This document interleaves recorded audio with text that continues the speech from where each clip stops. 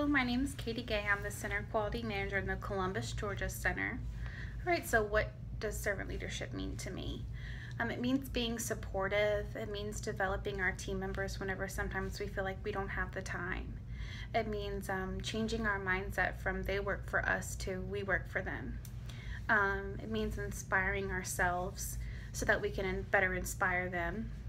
It means giving them the tools they need to be successful and leading them to those opportunities that are going to help them grow.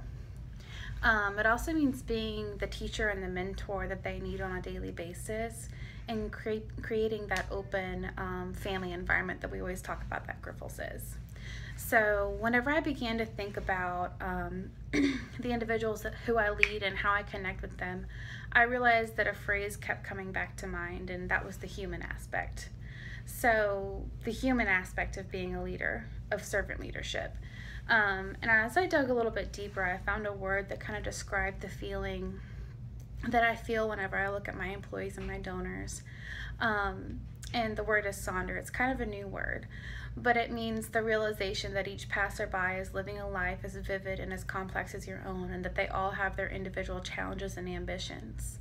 So in order to figure out what those challenges and ambitions are, in order to reach those employees and donors and be that servant leader, we have to, use compassion, understanding, and that's where the respect comes in as well. So whenever we start to hold on to that human aspect of leadership and treat each other with the genuine respect that each other deserves, and also that care, we can start to change the culture in our centers. So to reach people, we have to know who they are. We have to know who our employees are. We have to know who our donors are, and build that trust on a human level. And that way we can, understand what their challenges and their ambitions are. So a servant leader, in order to do that, we have to be humble. We have to be vulnerable. And that isn't always easy. So as leaders, we have to find that balance of that unwavering support, and then also breaking down some of those walls and admit to our followers that we're fallible too, that we also make mistakes. So another challenge that we face sometimes is the responsibility of all of the people who walk in our doors in a given week. Sometimes thousands of people between our donors and our employees. And we have the opportunity to either use our servant leadership or not use our servant leadership, and to have that service culture or not have that service culture. The amount of people that we impact is incredible. And if we do it the right way, we can make a positive impact. So in order to effectively serve as a servant leader, we have to adjust our approach sometimes with our employees.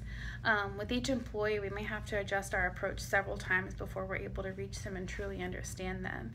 And that requires a lot of patience and kindness. So we have to ask ourselves sometimes if our employees are falling behind. As a servant leader, we have to ask ourselves, what more can I do for them so that they can succeed? Sometimes it's easy to say that an employee is a bad egg and try to get them out the door, but we have to take a look within ourselves and say, have I done everything I can to help that employee succeed? And do I truly know them enough to reach them? So to be a servant leader means that sometimes we have to burn the candle at both ends and make it look easy. We have to take the brunt of the responsibility. We have to have tough skin and be that support to our coworkers, the support that they're looking for. An example of a servant leader, I would say, would be my temporary partner, Theo Walker. He's the center manager in Opelika, and he's currently supporting here in Columbus, Georgia. He spends equal time working alongside the staff, getting to know the donors, getting his office work done, developing the leadership team, and then also thinking of ways to improve our culture. His advice is always to feed them and love on them, and so that's something that we started to do here in Columbus. The most noticeable attribute that he has as a servant leader is the ability to build trust and relationships with the employees, and in turn that inspires them to work harder. I've never seen someone who's so easily able to inspire people to want to do better. And watching him for a little bit, I realized that the reason that he does inspire people so much to work is that he's a hard worker himself, and then he also shows that respect to each employee and donor that he comes into contact with. So why is servant leadership so important? It's vital for us to be servant leaders because we're where the service culture starts. Through service leadership, we improve the lives of our employees, we improve the lives of our donors, and in turn get more donations, and we're able to make more medication to reach those recipients. So I was listening to a speech by Ron Kaufman recently, and he was talking about service culture, and he referred to the people who are living service culture as on the light side, and then the people who are not living the service culture as on the dark side. And I thought this was a really great example of what it feels like to either be in an environment that's living the service culture or not. So as servant leaders, we have the opportunity to set a great example for our peers. Anytime that they see us displaying that altruism, that kindness, that patience, or going the extra step for an employee or a donor, they take note of it. And eventually, we convert them one by one to the light side. And that's how the culture has changed.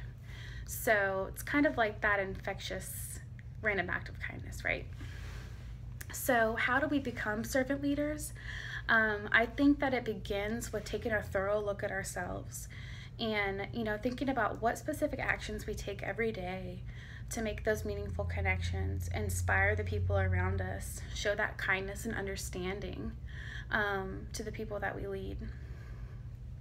Personally, being a servant leader, I can say that one of the most exciting things is that it feels good to be on the light side. Your employees start to work harder. Through the inspiration that you give them, they begin to motivate themselves, and you see a change in them almost immediately after you start living this servant leadership culture. And with your gentle guidance, they just become better overall employees. So if we can get this right as a company, we're really going to distinguish ourselves. In this changing business climate, something that's very necessary. It's just a matter of when do we decide we want to do it. In the times now, we have to make ourselves better before they can get better. Thank you.